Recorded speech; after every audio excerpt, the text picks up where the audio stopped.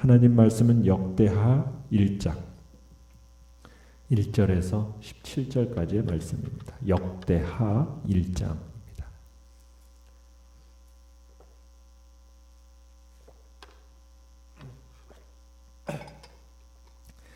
역대하 1장 1절에서 17절까지 우리 한 목소리로 같이 읽겠습니다. 역대하 1장 1절에서 17절까지의 말씀입니다. 시작. 다윗의 아들 솔로몬의 왕위가 견고하여 가며 그의 하나님 여호와께서 그와 함께하사 심히 창대하게 하시니라. 솔로몬이 온 이스라엘의 천부장들과 백부장들과 재판관들과 온 이스라엘의 방백들과 족장들에게 명령하여 솔로몬이 온 회중과 함께 기브온 산당으로 갔으니 하나님의 회막 곧 여호와의 종 모세가 광야에서 지은 것이 거기에 있음이라.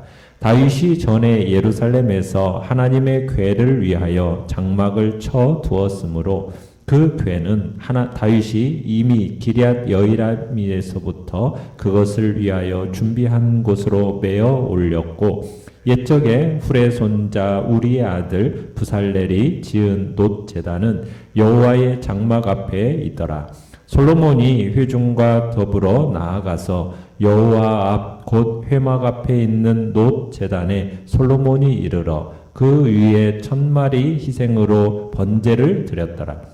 그날 밤에 하나님이 솔로몬에게 나타나 그에게 이르시되 내가 내게 무엇을 주랴 너는 구하라 하시니 솔로몬이 하나님께 말하되 주께서 전에 큰 은혜를 내 아버지 다윗에게 베푸시고 내가 그를 대신하여 왕이 되게 하셨사오니 여호와 하나님이여 원하건대 주는 내 아버지 다윗에게 허락하신 것을 이제 굳게 하옵소서. 주께서 나를 땅의 티끌같이 많은 백성의 왕으로 삼으셨사오니 주는 이제 내게 지혜와 지식을 주사 이 백성 앞에서 출입하게 하옵소서.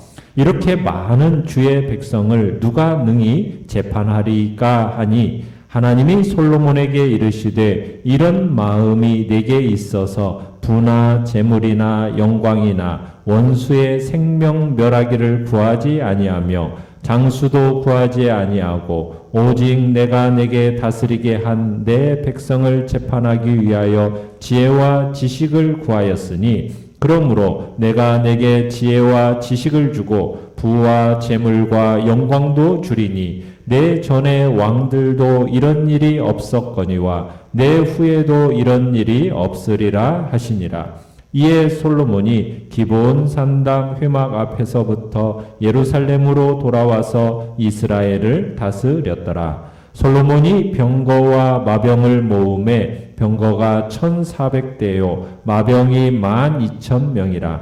병거성에도 두고 예루살렘 왕에게도 두었으며 왕이 예루살렘에서 은금을 돌같이 흔하게 하고 백향목을 평지의 뽕나무같이 많게 하였더라. 솔로몬의 말들은 애굽과 구예에서 사들였으니 왕의 무역상들이 때로 값을 정하여 산 것이며 애굽에서 사들인 병거는 한 대에 은 600세겔이요 말은 150세겔이라. 이와 같이 햇사람들의 모든 왕들과 아람 왕들을 위하여 그들의 손으로 되팔기도 하였더라. 아멘. 오늘 말씀의 제목은 우리가 붙들어야 할 우선순위라는 제목으로 말씀을 나눕니다. 역대기라는 책은 우리가 지난 열왕기하 마지막 부분에서 이스라엘 백성들이 이제 유다 백성들이 바벨론 포로로 끌려가지 않았습니까? 포로로 끌려간 이 유다 백성들이 이제 70년 만에 다시 귀환을 하게 되죠. 그 포로 귀환 세대의 입장에서 그래서 이 역대기는 이 역대기 기자를 에스라로 보고 있습니다. 근데 이 포로 귀환 세대에게 이스라엘의 어떤 정체성,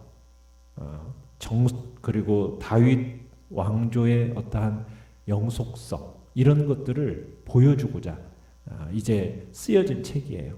그래서 이 역대기는 다윗 언약을 받은 당사자인 다윗의 이야기가 역대상에 이렇게 쭉 진행이 되어지고요. 그리고 역대하부터는 솔로몬으로부터 시작해서 다윗 왕조가 다스리던 남유다 왕국, 그 남유다 왕국을 중심으로 어떻게 보면 이스라엘의 왕정 시대사가 기록되어집니다.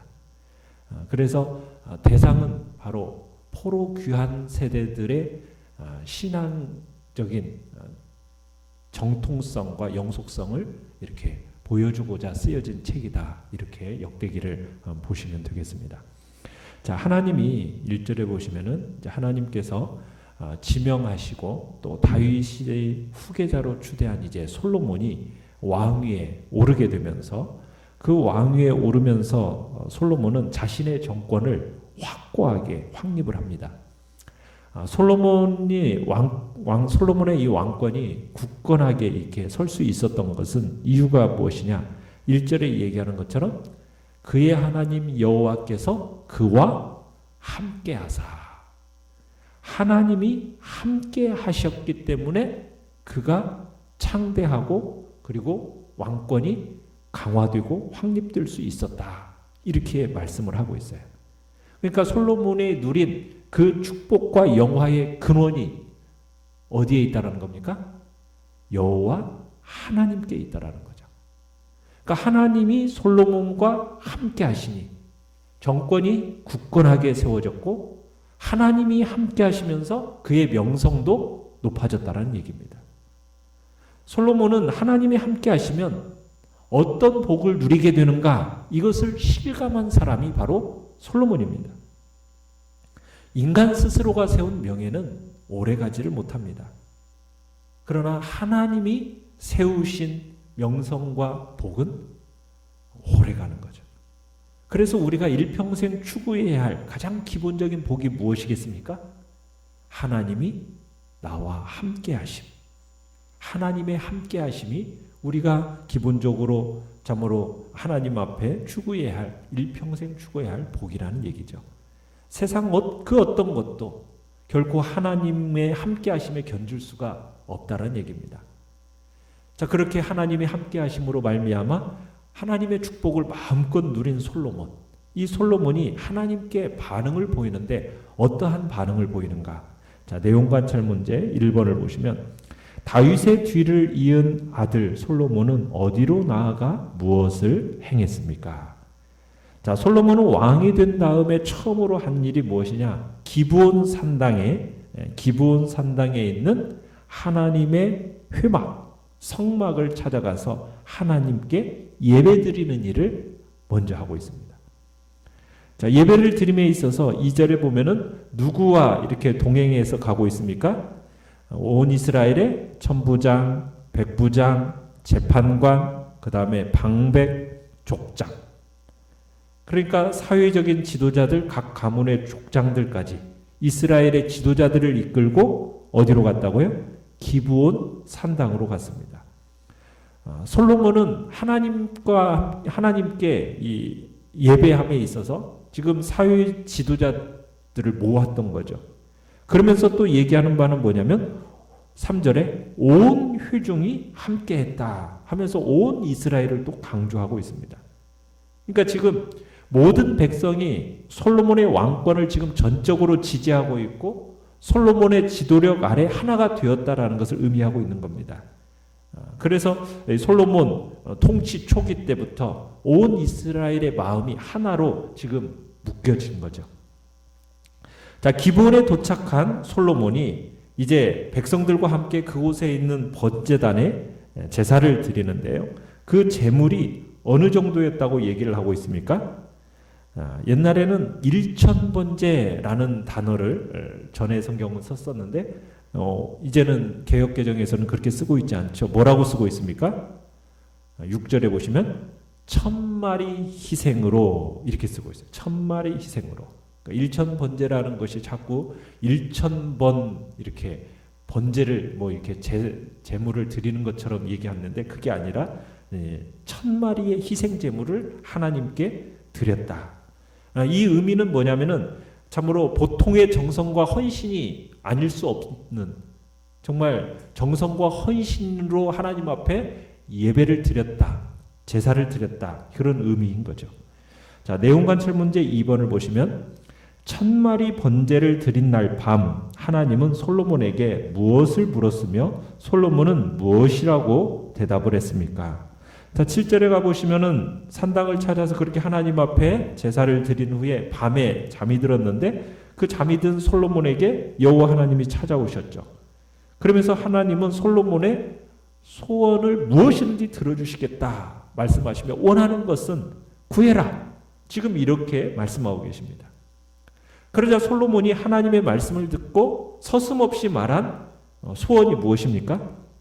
자, 9절 하반절부터 10절 상반절에 보면은 주께서 나를 땅의 티끌같이 많은 백성의 왕으로 삼으셨사오니 주는 이제 내게 뭘 주셔서 지혜와 지식을 주사 이 백성 앞에서 출입하게 하옵소서.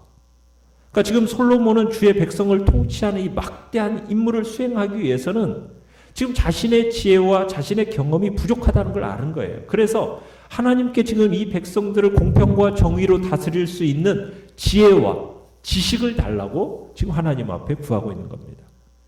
자, 이 솔로몬의 간구 11절 12절에 보시면은 하나님이 어떻게 반응하고 계십니까?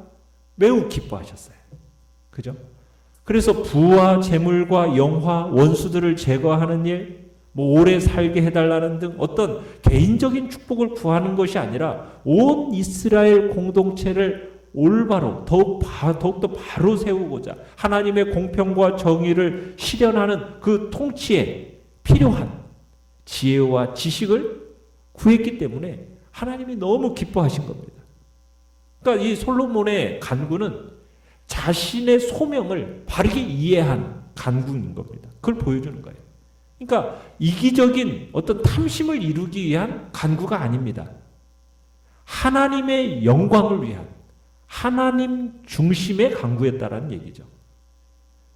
그러니까 이 솔로몬의 이 간구를 하나님이 기특하게 여기셔가지고 하나님께서 지혜와 지식, 총명함 이것만 주시는 것이 아니라 뭐까지도 덤으로 주시고 계십니까? 부와 재물과 영광도 함께 덤으로 주시겠다 약속을 하십니다. 물질과 명예에 있어서 이전과 이후에 어떤 사람과도 비교할 수 없는 견줄 자가 없는 그런 하나님의 축복을 주시겠다고 약속하고 계시는 거죠.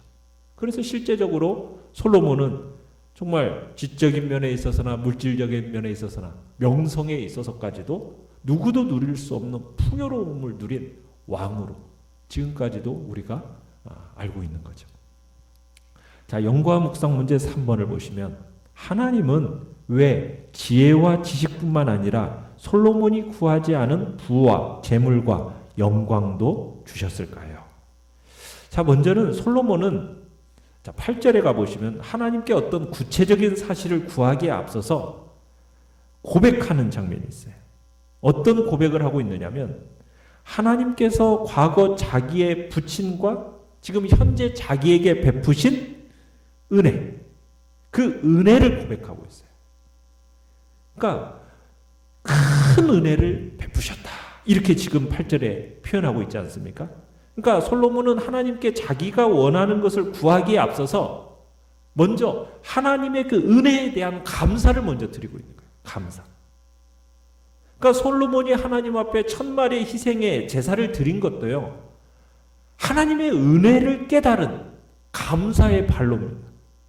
그러니까 솔로몬은 하나님이 그간 베풀어 주신 은혜에 감사하고 하나님께 대한 헌신의 의지를 표명하기 위해서 1000마리 희생의 제사를 드린 거거든요. 그러니 정말 하나님의 은혜에 대한 감사의 마음을 가지는 이 솔로몬을 볼 때 하나님의 마음이 어떻겠어요? 참 기특한 겁니다. 그래서 은혜의 축복을 한없이 부어주실 마음이 하나님께 생긴 거란 얘기예요. 그래서 하나님은 이스라엘 역사상 찾아보기 어려운 큰 축복을 솔로몬에게 부어주셨던 겁니다. 하나님께서 베푸신 과거, 현재, 그 은혜가 뭔지를 알고 감사할 줄 아는 사람, 그 사람이 미래의 축복을 구할 수 있는 자격도 있고 하나님께서 그러한 자들에게 축복을 허락하시는 겁니다. 그렇기 때문에 우리는 어떤 미래의 축복을 구하기에 앞서서 과거와 현재 하나님께서 우리에게 베푸신 은혜, 그게 무엇인가를 기억하고 그 은혜를 먼저 감사할 줄 아는 사람이 되어야 하겠다는 얘기입니다. 우리 중에 하나님의 은혜를 입지 않은 사람이 어디 있겠습니까? 아무도 없죠. 이 모양 저 모양으로 하나님께서 우리에게 은혜를 베풀어 주지 않으셨습니까? 하나님의 은혜가 없었다면 우리가 이 자리, 이 모양 서 있을 수조차 없는 거 아닙니까? 그렇기 때문에 우리는 정말 하나님의 어떤 축복을 구하기에 앞서서 나에게 베풀어 주신 하나님의 은혜를 찾아서 기억해내고 그것을 감사하는 일부터 우리가 해나갈 때, 그 감사는, 은혜에 대한 감사는 하나님의 축복을 부르는 방편이 되는 것이고, 그리고 확실한 축복의 보장이 되는 것이고, 감사가 없는 간구라는 것은 어떻게 보면 공허한 외침에 불과하다라는 그런 이야기가 되는 것입니다. 느낀 점 4번을 보시면 하나님의 마음에 합한 솔로몬이 누린 부와 재물과 영광은 전무후무한 것이었습니다. 무엇을 느낍니까? 자, 14절부터 17절에 보시면 솔로몬은 온갖 부귀와 영화, 거기다가 함께 막강한 군사력도 가졌어요. 그가 거느린 병거가 1400대, 기병이 12,000명에 달했다고 얘기합니다. 그러니까 솔로몬의 그 지혜로운 통치와 막강한 군사력에 힘입어서 이스라엘은 전에 없는 풍요를 누리게 되는데, 어느 정도의 풍요라고 15절에 얘기하고 있습니까? 은금을 돌같이 흔하게 했다. 백향목을 평지의 뽕나무 같이 많게 했다. 뭐 좀 과장된 표현이긴 하겠지만 솔로몬 때문에 온 백성이 온갖 부를 마음껏 누리게 되었다라는 이야기를 하고 있는 겁니다. 자, 이러한 놀라운 전무후무한 부와 풍성함을 누리게 된 그 배경에는 하나님의 은혜를 구한 그런 하나님의 은혜에 대한 감사의 표현도 있지만 또한 하나님께 합당한 기도를 드렸기 때문입니다. 그래서 하나님께서 구하지 않은 것까지도 더하여 받는 축복을 누리게 될 수 있었다는 것을 우리는 느끼게 되는 거예요. 그래서 우리가 드리는 기도에 담긴 참 신비로운 게 뭐냐면 하나님의 뜻에 합당한 기도. 하나님의 뜻에 합당한 기도는 그가 구한 것은 물론 구하지 않은 다른 것까지도 받게 하는 놀라운 능력이 있다라는 것을 우리에게 보여주는 겁니다.